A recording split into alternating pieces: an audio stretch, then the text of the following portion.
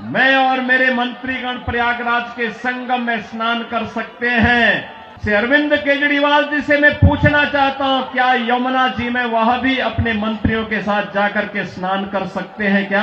आपने देखा, दिल्ली चुनावों में रैली करने पहुंचे सीएम योगी आदित्यनाथ ने कहा कि मैंने अपनी पूरी कैबिनेट के साथ संगम में डुबकी लगाई है। केजरीवाल भी यमुना में नहाकर दिखाएं। सीएम योगी का बयान भले ही यमुना की गंदगी पर, यमुना के विषैले जल पर, यमुना के झाग पर है, लेकिन इसका इशारा अरविंद केजरीवाल की प्रशासनिक विफलता की ओर है। पिछले लगभग 11 वर्ष में आम आदमी पार्टी की सरकार ने दिल्ली की जो बुरी दशा की है उसके ओर है। ऐसे में यमुना को केंद्र में रखकर आइए समझने का प्रयास करते हैं कि कैसे अरविंद केजरीवाल एक छोटे से शहरनुमा केंद्र शासित प्रदेश की प्रशासनिक व्यवस्थाओं को नहीं संभाल पाए और दूसरी तरफ सीएम योगी कई देशों से भी बड़े एक प्रदेश को प्रशासनिक तौर पर रोल मॉडल बनाते दिखाई दे रहे हैं। देखिए, प्रयागराज में महाकुंभ चल रहा है, करोड़ों लोग वहां पहुंच रहे हैं। हर समय लगभग 70 लाख लोग वहां उपस्थित रहते हैं। देश और दुनिया के तमाम वीवीआईपी लोग भी स्नान करने पहुंच रहे हैं। मजे की बात यह है कि जो भी संगम के पास पहुंचता है वो ये देखकर दंग रह जाता है कि संगम का पानी इतना साफ कैसे है। अब इसकी तुलना आप दिल्ली की यमुना से कर लीजिए। कुछ समय पहले ही हमने देखा था कि छठ पूजा के दौरान महिलाओं को विषैले झाग में खड़े होकर सूर्यदेव को अर्घ्य देना पड़ा था।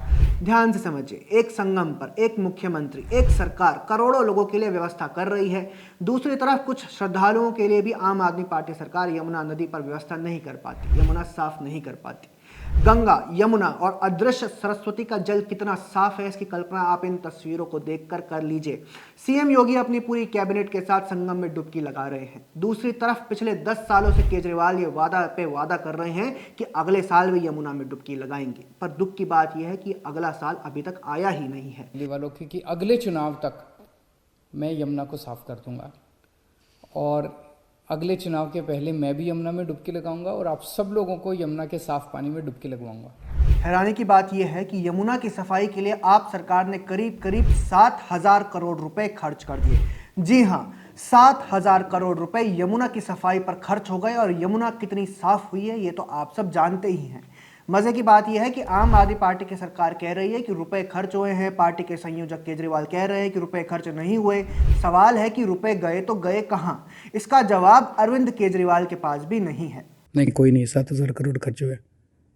कहाँ खर्च हुए? दिल्ली पॉल्यूशन डिपार्टमेंट की तरफ से ये डेटा दिया गया था। कहाँ खर्च हुए हैं? यमुना को लेकर कहाँ खर्च हुए हैं? अब वो तो आप लोग बताओगे, पैसे आप लोग के पास गए होंगे। नहीं, मैं हमारी जेब में गए होंगे। अब आपने देखा कि कैसे 7,000 करोड़ की बात पर केजरीवाल घबराने लगे। हम आगे बढ़ते हैं। देखिए, दिल्ली में यमुना नदी का मात्र 22 किलोमीटर का हिस्सा प्रदूषित है, जो नदी की पूरी लंबाई का मात्र 2% से भी कम है। यह हिस्सा वजीराबाद बैरेज और ओखला बैरेज के बीच है। सिर्फ यही हिस्सा बच्चों की झूठी कसम खाने वाले केजरीवाल से 10 सालों में साफ नहीं हो पाया। बड़ी बात यह है कि दिल्ली से निकलते ही ये यमुना हरियाणा में एकदम साफ और स्वच्छ दिखाई देती है। यमुना अरविंद केजरीवाल और उनकी सरकार की प्रशासनिक लापरवाही का स्तंभ इसलिए भी है क्योंकि इसकी सफाई का पूरा कंट्रोल आम आदमी पार्टी सरकार के पास है। इसके बाद भी वे इंच भर यमुना साफ नहीं कर पाए। हमारे कुछ दर्शक विचार कर रहे होंगे कि महाकुंभ में इतनी संख्या में लोग पहुंच रहे हैं, ऐसे में हर समय योगी आदित्यनाथ सरकार संगम के जल को स्वच्छ कैसे रखती है। देखिए, इस बार जनवरी में संगम का जल स्तर लगभग 76.53 मीटर दर्ज किया था, जो 2013 के महाकुंभ की तुलना में पूरे 5 मीटर अधिक है। श्रद्धालुओं के लिए स्वस्थ जल स्तर को इस तथ्य से समझा जा सकता है कि मानसून के बाद अवधि की तुलना में जल स्तर बहुत कम नहीं है। पानी के अच्छे खासे लेवल के साथ नदी के पानी का बीओडी स्तर भी बहुत सही है।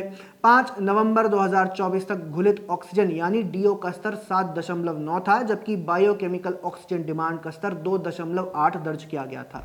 प्रयागराज में उत्तर प्रदेश प्रदूषण नियंत्रण बोर्ड की प्रयोगशालाओं के आंकड़े बताते हैं कि पानी अब नहाने के लिए अच्छा है। 7 जनवरी को 3 मिलीग्राम प्रति लीटर बीओडी था, जबकि डीओ स्तर 8.3 मिलीग्राम प्रति लीटर था। पानी की क्वालिटी की जांच करने के लिए महाकुंभ प्रशासन ने आईआईटी गुवाहाटी के एक्सपर्ट्स की मदद भी ली है। महाकुंभ में अभी भी प्रदूषण नियंत्रण बोर्ड हर रोज संगम के पानी का टेस्ट करता है। पानी से फूलों और पूजा सामग्री को 24 घंटा अलग करने की व्यवस्था की गई है। सभी ग्रे वाटर को उपचार सुविधाओं तक पहुंचाने के लिए 200 किलोमीटर की टेम्पररी ड्रेनेज सिस्टम और ह्यूमन वेस्ट से निपटने के लिए अत्याधुनिक तकनीक का इस्तेमाल किया जा रहा है। इससे एक बात तो समझ आती है कि नदियों को साफ करने के लिए राजनीतिक मंशा और प्रशासनिक कुशलता की जरूरत होती है। सत्ताधारी दल और मुख्यमंत्री की नीयत अगर सही हो और वो नदी को साफ करना चाहता है तो करोड़ों की भीड़ में भी वो ऐसा कर सकता है। संगम इसका सबसे बड़ा उदाहरण है। दूसरी ओर जो सत्ताधारी दल और उनके नेता ब्लेम गेम खेलने में एक्सपर्ट हैं वे असफल होते दिखाई देते हैं। आम आदमी पार्टी और केजरीवाल इसका सबसे बड़ा उदाहरण है, वरना ऐसे कैसे हो सकता है कि मात्र 22 किलोमीटर का क्षेत्र कोई सरकार 10 वर्षों में साफ ना कर पाए। केजरीवाल इस साल, अगले साल और या शायद उससे भी अगले साल यमुना में डुबकी तो नहीं लगा पाएंगे। ऐसे में हमारी सलाह है कि एक बार महाकुंभ में डुबकी लगाकर आ जाए। सीएम योगी ने यमुना को लेकर केजरीवाल पर जो निशाना साधा है उस पर आपका क्या कहना है, कमेंट सेक्शन में हमें जरूर बताएं। अगर आपको हमारा कंटेंट पसंद आता है तो चैनल फॉलो भी कर लें। जय हिंद।